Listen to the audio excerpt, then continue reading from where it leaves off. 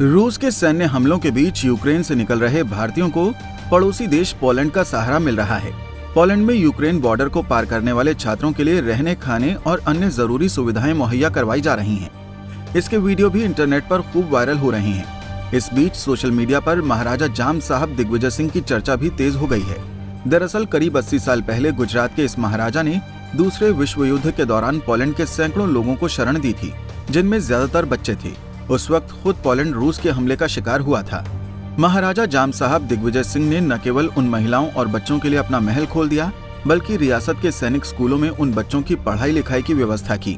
Poland सरकार ने महाराजा दिग्विजय सिंह को मरणोपरांत अपना सर्वोच्च नागरिक सम्मान commanders cross of the order of merit से नवाजा। आइए जानते हैं महाराजा जाम साहब दिग्विजय सिंह के बारे में और उन्होंने युद्ध के मुश्किल दौर में कैसे हजारों पोलिश लोगों की मदद की।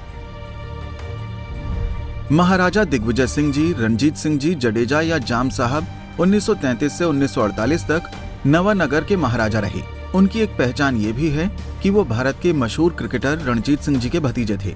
लंदन में अपनी पढ़ाई पूरी करने के बाद वो 1921 में ब्रिटिश सेना का हिस्सा बने थे। अपनी कार्य कुशलता के कारण वो आगे लेफ्टिनेंट के रूप में पदोन्नत भी हुए। 2 दशक से अधिक की नौकरी के बाद 1929 में वो कप्तान बने और फिर 1931 में सेवानिवृत्त हो गए। अपने चाचा के निधन के बाद उन्होंने 1933 में नवानगर की गद्दी संभाली और महाराजा जाम साहब बन गए।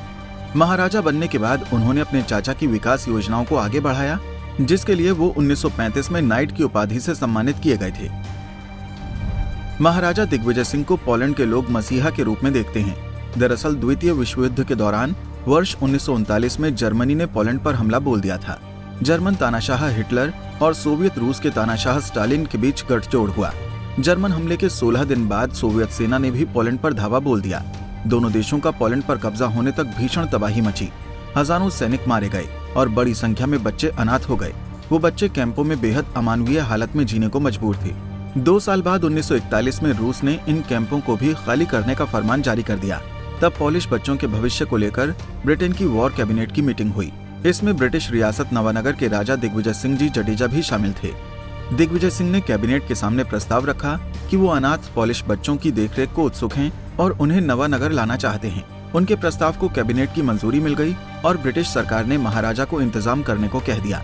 ब्रिटिश सरकार Bombay Polish consulate, red cross और रूस के अधीन पोलिश फौज के संयुक्त प्रयास से बच्चों को भारत भेजा गया। 1942 में 170 अनाथ बच्चों का पहला जत्था जामनगर पहुंचा। इस तरह अलग अलग जत्थों में करीब 1000 असहाय पोलिश बच्चे भारत आए।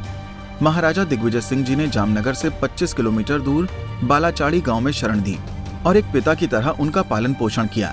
वर्ष 1945 में विश्व युद्ध खत्म होने पर पोलैंड को सोवियत यूनियन में मिला लिया गया। अगले वर्ष पोलैंड की सरकार ने भारत में रह रहे बच्चों की वापसी की सोची। सरकार ने महाराजा दिग्विजय सिंह से बात की और उनकी हामी के बाद बच्चों की वापसी हो गई। 43 साल बाद 1989 में पोलैंड सोवियत संघ से अलग हो गया। स्वतंत्र पोलैंड की सरकार ने महाराजा के सम्मान में राजधानी वॉर्सो के एक चौक का नाम दिग्विजय सिंह के नाम पर रख दिया। हालांकि महाराज का निधन 20 वर्ष पहले 1966 में हो चुका था। फिर 2012 में वॉर्सो के एक पार्क का नाम दिया गया।